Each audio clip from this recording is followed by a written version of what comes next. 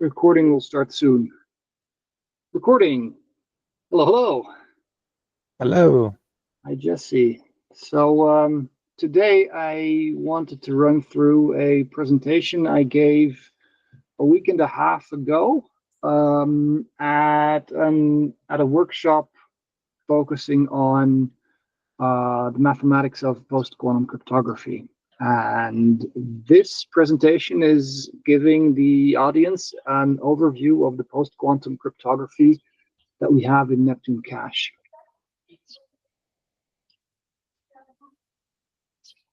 Here we go. So, Neptune Cache, for those who don't know, boasts many features. It's an anonymous smart contract platform with proof of work and so on. Succinctness is in the works, and there are a bunch of features I could list. And the interesting question for the purpose of this presentation is which one of those features touches upon post-quantum cryptography. And in our case, it's really which one of those features touch upon cryptography at all. And I denoted those in green. And if you have a close look at how exactly we achieve these features, you'll notice that we actually do not make hardness assumptions that fail in the presence of quantum computers. We don't rely on any cryptography that is known to be vulnerable to quantum attacks. And therefore, we can legitimately claim as another feature in this list that Neptune Cache is plausibly post-quantum secure. Maybe just like 2-sentence reminder what post-quantum means. Sure. So quantum computers, they don't operate with flip-flops like classical computers do, but instead they operate with qubits, and they perform computations using a different physical paradigm and are capable of realizing a different set of algorithms from classical computers.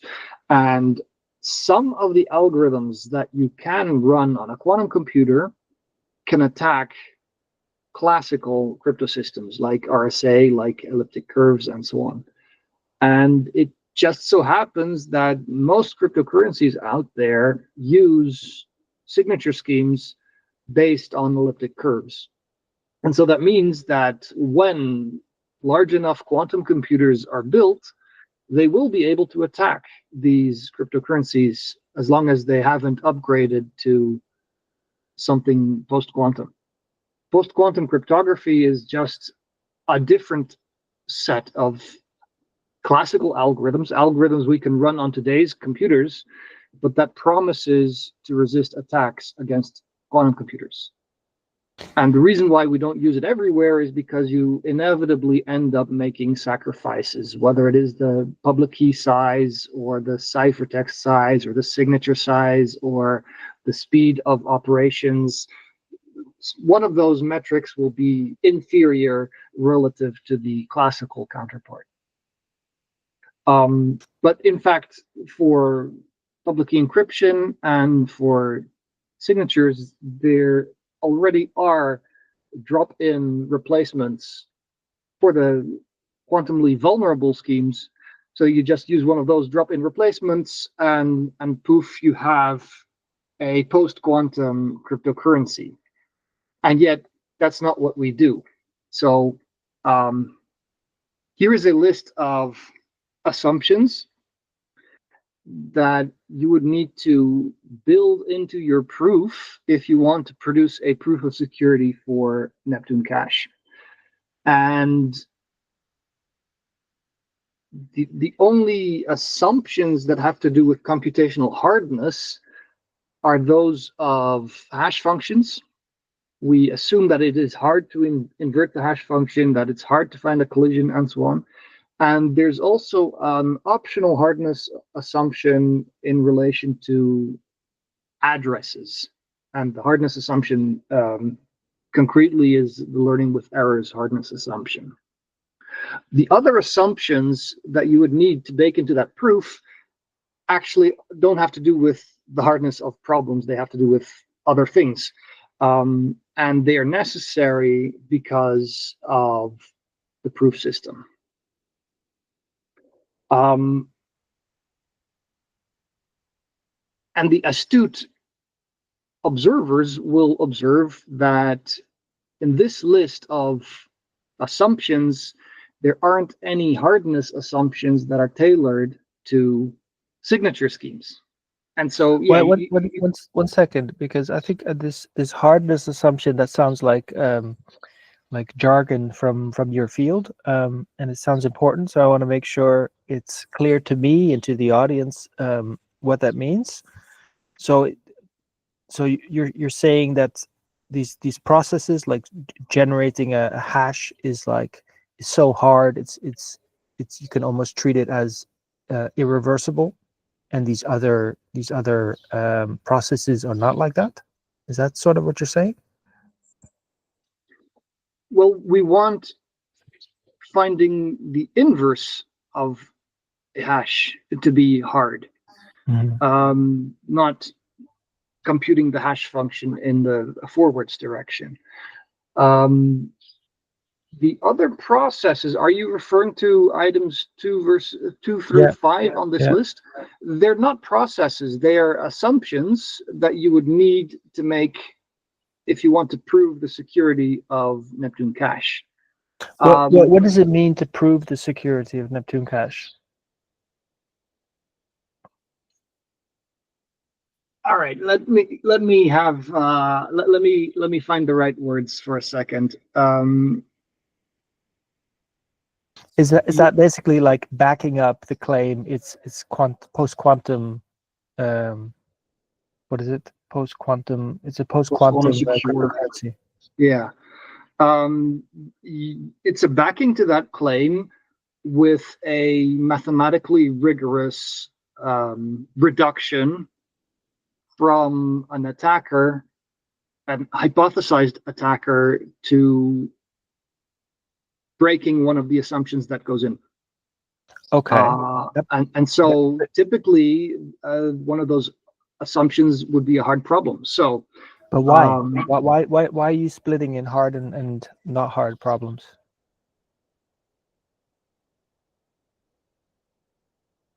Well, the other assumptions don't necessarily admit interpretations as hard problems.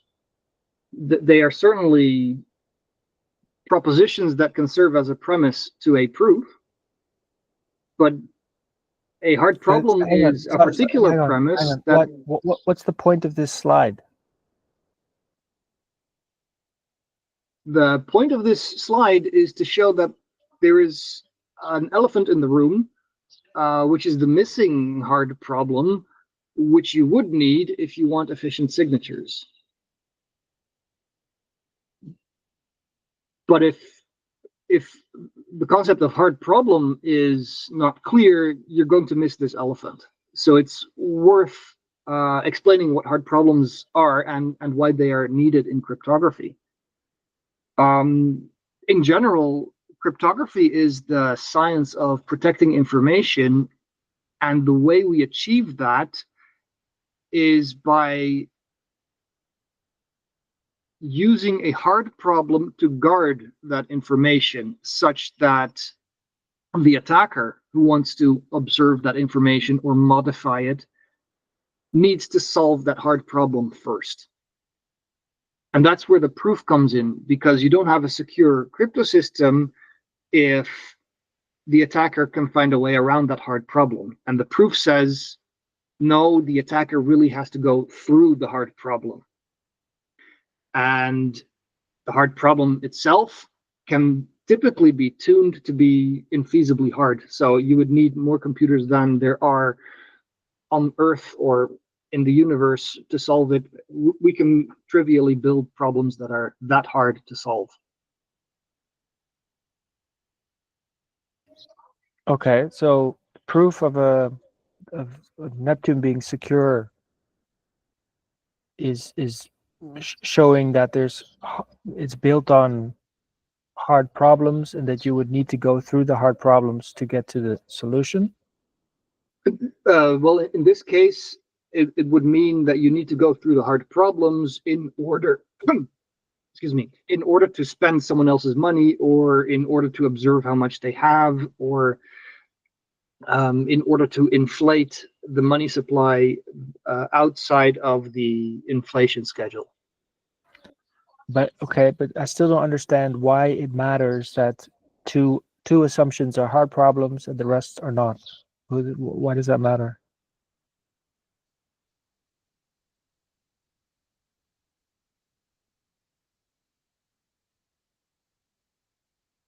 I'm not sure it does matter. The point is that people who are familiar with the search space in the search for post-quantum crypto systems, post-quantum signature schemes in particular, they will not note, or they will notice that hard problems like the short integer solution are missing from this list.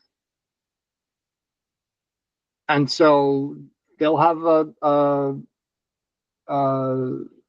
wild imagination. Well, actually they won't, because it so turns out that you can build signature schemes from hash functions alone, but it's well known that those signature schemes are not very efficient. And so if you want efficient signatures, then you need hard problems that are not on this list. And I'm claiming this is the full list of assumptions, hard problem or other assumptions, that you will need in your proof. So someone familiar with the search for signature schemes will be thinking, okay, so what do you use for signatures then? And it turns out that we actually don't use signatures. And nor do we use signature schemes that rely on the hardness of finding hash second pre-images and stuff. In fact, we don't use signature schemes at all. That's the point of this slide. I hope it came across. If there's still some lingering confusion, I think now is the time to address it. No, I think you're basically putting these points here, sort of for the person that's more familiar with this field. They would expect another hard problem to account for the signature schemes, and you're saying actually we don't have that. And then the next slide is how you get around it. Exactly that. So first we have to establish why some people expect signatures to be necessary. And they do achieve a feature that must be achieved in order for your cryptocurrency to be sound. Namely, you must establish the assent of the owners of the funds that go into a transaction to that expenditure. And signatures are a very straightforward and it's the first solution that comes to mind if you want to achieve this feature. And so it's no surprise at all that Bitcoin, being the first cryptocurrency, landed on a signature scheme. In fact, I think it's in the second sentence of the abstract of the Bitcoin white paper that signature schemes solve a large part of the problem, but not all of it. But it turns out that signatures are overkill. You can make do with something more basic, namely a zero knowledge proof. In which case, you want to commit to something. In our case, in the case of a cryptocurrency, you want to commit to a UTXO. That process of committing produces a commitment, which is a string of cryptographic data that binds the committer to whatever went into that function. So once the commitment is broadcast, you cannot later on say, actually, it was a commitment to this other UTXO. It fixes the UTXO, but it still hides it.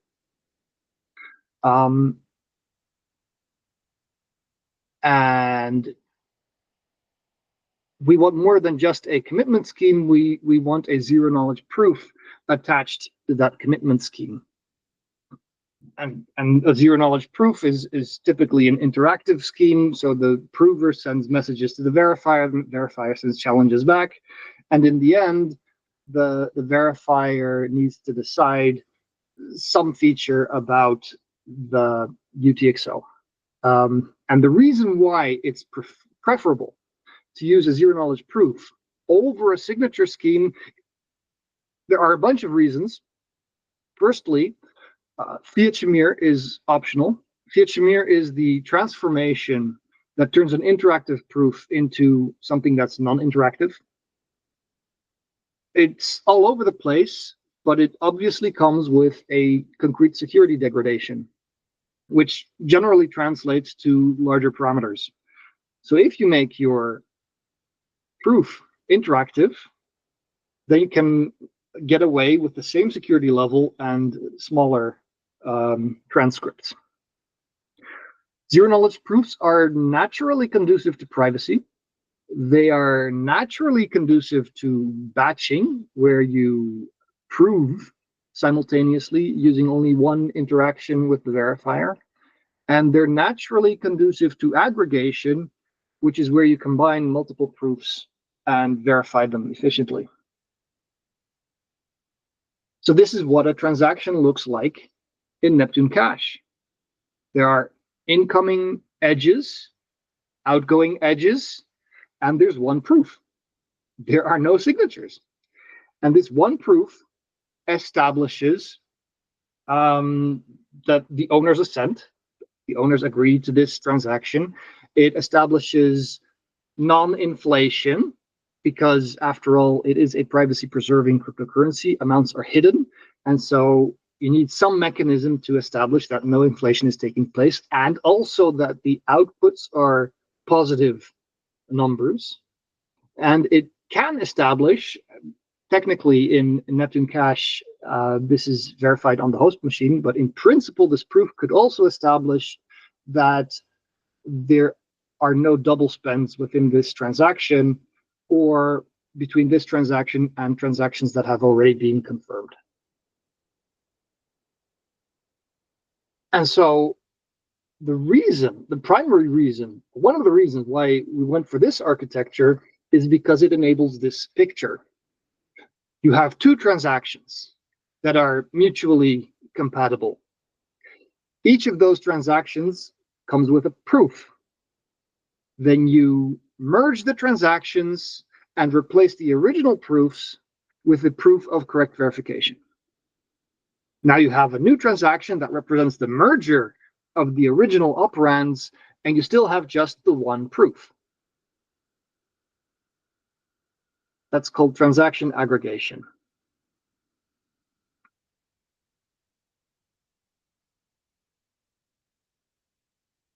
The security of the hash function was the very first hardness assumption.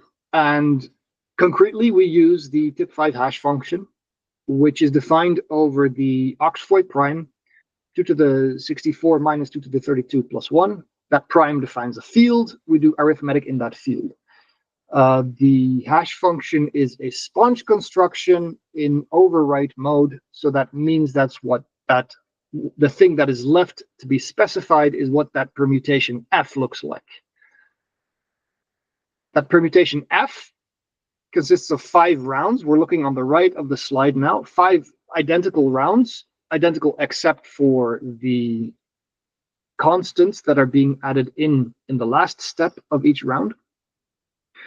Those constants are uniformly random, but expanded from a nothing up my sleeve seed. Before adding in the constants, we have an MDS matrix. In the security proof goes through with any MDS matrix, but the paper stipulates a specific one. And before that, we have a bricklayer function consisting of two different substitution boxes, S and T. S is just a power map over the large field, and T is a degree 3 polynomial over a different field, and that polynomial has exactly this description so that the entire substitution box can still be a permutation. So that's the tip5 hash function in a nutshell.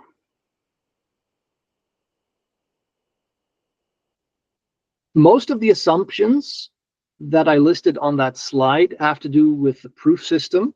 And this is a schematic overview of the proof system. And by the way, the hash function appears here as well. We use it for building Merkle trees. And in fact, we also use it for the Fiat-Shamir transform. In fact, this picture features all of the all of the assumptions, cryptographic assumptions that you will need. The hash function, like I said, is used for building the Merkle trees and for the Fiat-Shamir transform. The Merkle trees are the triangles, and the Fiat-Shamir transform are the white back and forth arrows. We also have the random oracle model, which is what you need to prove the security of the Fiat-Shamir transform. We also have the random oracle heuristic, which comes into play as soon as you try to prove the correct evaluation of the hash function that you need to verify security. And then there are these two conjectures related to Reed-Solomon codes that we need. Well, we actually don't need them, but they do feature in this diagram of the proof mechanism.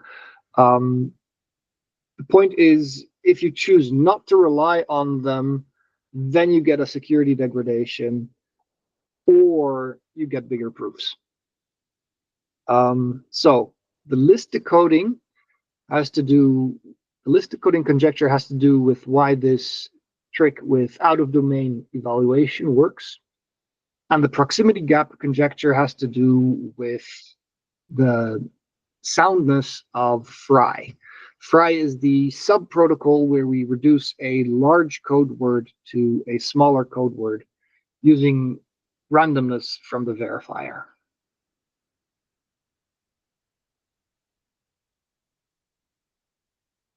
And so, since I gave this presentation to a audience interested in the mathematics of post-quantum cryptography, I thought I'd put in some mathsy pictures. So I decided to visualize these two conjectures. The list decoding conjecture has to do with, we take a code, we select an arbitrary point in the embedding space of this code, and we decode it, or specifically, we want to find a list of close code words. And the question is, for which radius delta, which would define what we consider close, is the resulting list polynomially bounded? And in fact, we can visualize what we don't know about this question. Up until the Johnson bound, we know that the resulting list is polynomially bounded. In fact, up until that bound, there is an algorithm that produces it. And we also know that beyond the covering radius, the list is necessarily exponential. But between the Johnson bound and the covering radius, we don't know. And the conjecture states that it's all green in between those 2 points. Now, with respect to the proximity gap, we have another code, and we have to consider an arbitrary line through the embedding space, a straight line. And we are considering the proportion of the line that is close to the code, where once again, a variable delta defines what close is. If that proportion cannot lie in a subset of the interval between 0 and 1, if there's a disallowed subset or disallowed interval between 0 and 1, where that proportion cannot lie, then the code exhibits a proximity gap. And the question is, for which radiuses is there such a proximity gap? And once again, we can plot what we know. And what we know is that up until the Johnson bound, there is a proximity gap. And beyond the covering radius, it's kind of meaningless to consider proximity gaps to begin with, because every point in the embedding space is close to the code for radiuses that are that large. But we don't know what happens in the middle. And the conjecture is identically saying we have proximity gaps right up until the covering radius. Now, there was a paper that was published quite recently, 4 weeks, 5 weeks ago, perhaps, that I confess I don't quite understand. But if I read the conclusion correctly, it would seem that the list decoding conjecture implies the proximity gap conjecture. And so that would explain why the pictures that bring into view what we know and don't know are identical.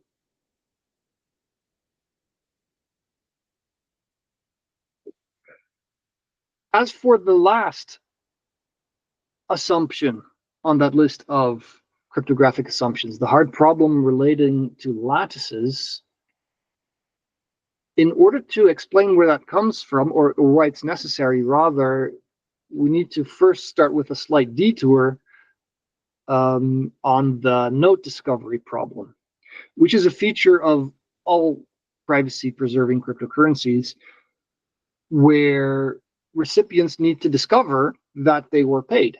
And they need to learn this information from the blockchain, which is supposed to hide exactly that information because it's a privacy-preserving blockchain. So somehow the recipient should be gleaning information from a privacy-preserving blockchain that non-recipients should not be able to glean. And so it's a generic problem. And there exists a wide range of solutions. Our solution, or the solution that we have in Neptune Cache, is that of generation addresses, which essentially consists of a receiver identifier and a public key for encryption. The receiver identifier enables the recipient to monitor the blockchain for a short string. In fact, it's a hash.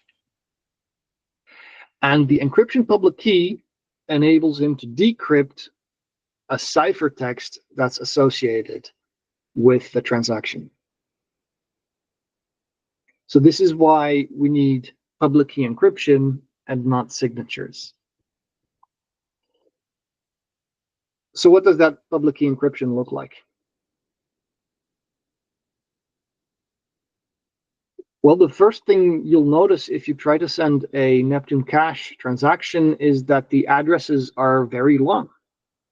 And the reason for that is because under the hood, it's a lattice public key encryption public key. And we're actually using custom cryptography here. We want to use the same old field, the same one we used for the hash function, but we want to embed multiple integers into every field element. And because this prime number has this very useful structure, we can actually do that. We can pack 4 integers into one field element. And then we can define a ring of polynomials over the field modulo a cyclotomic polynomial. This is standard practice in lattice cryptography. We can define a module over that ring. And then the only thing that's left where we need what we need in order to enable cryptography is a definition of small elements. or rather a distribution of small elements. And for small integers, we have the centered binomial distribution between -8 and 8. And the distribution of small field elements is just 4 such elements, such integers, spaced apart by 16 bits. And also, there is a paper on exactly this scheme.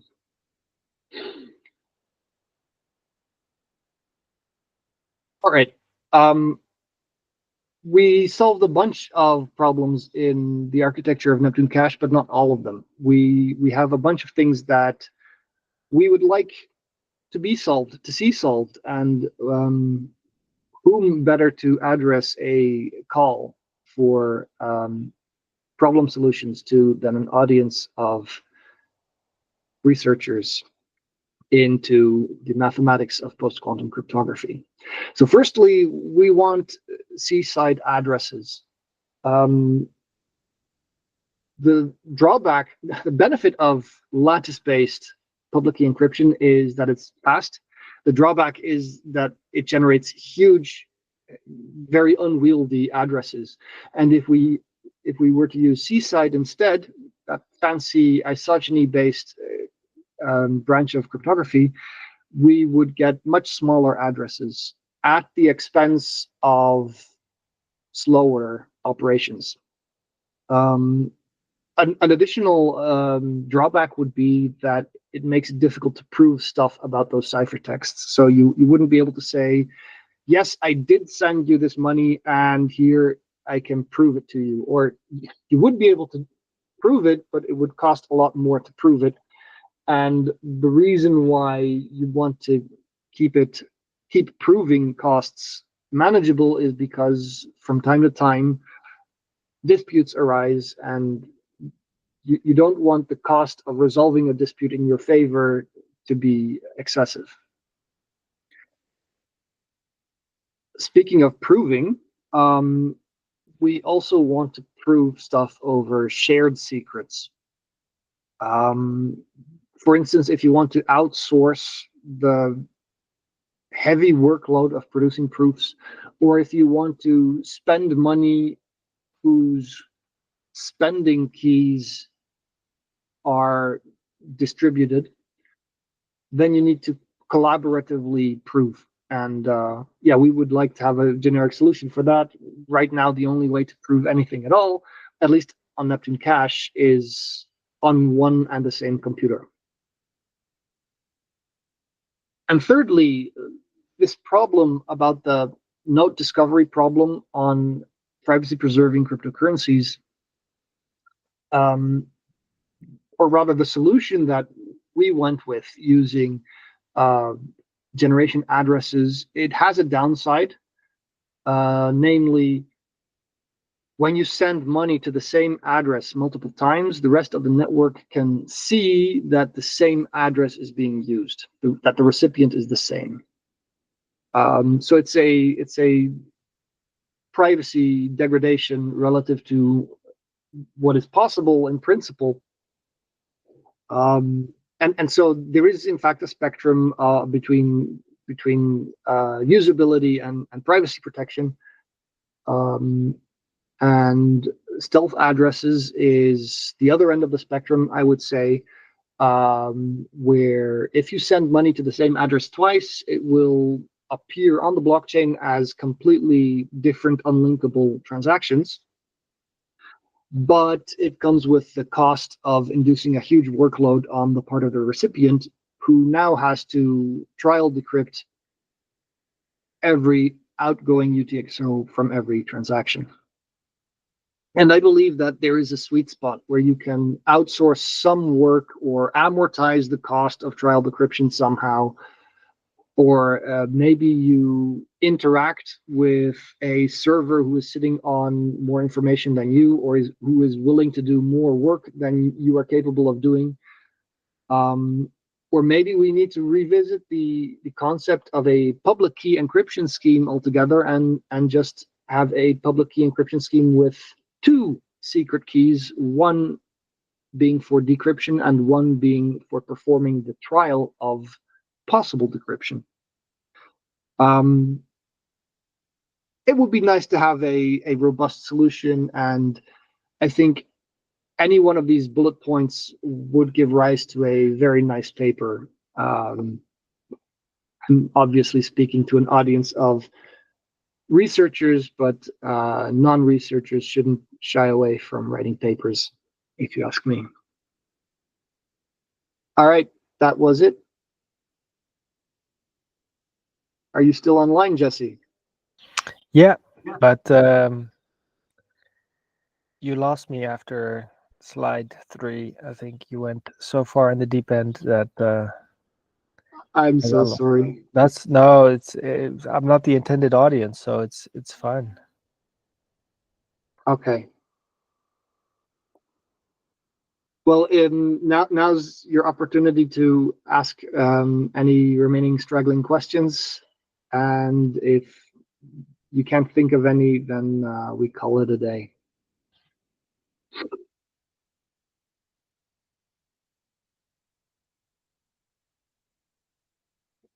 Yeah, no, it went from understandable to so deep that it's just I'm still spinning. I don't have any questions. And the thing is that when I delivered this presentation 2 weeks ago, I prefaced it by saying, listen, guys, I know that your brains are fried from all the heavy duty maths talks that came before me, so I'll keep things simple in my presentation. No, Right. but like explaining how a hash function works is quite deep. I guess, yeah. Yeah, if you know what to look for, then everything is on that slide. But if you don't know why those tools and components are necessary, I can imagine that you would be lost. No, but I think the takeaway for me perhaps is that that I didn't realize you didn't use a signature scheme, and that if I understood correctly, that these zero knowledge proofs are a different way to, I guess, achieve the similar outcome, or the shared outcome. Absolutely correct. And it should be noted that you can generate signature schemes from zero knowledge proofs, but not the other way around. So zero knowledge proofs are more basic. Mm.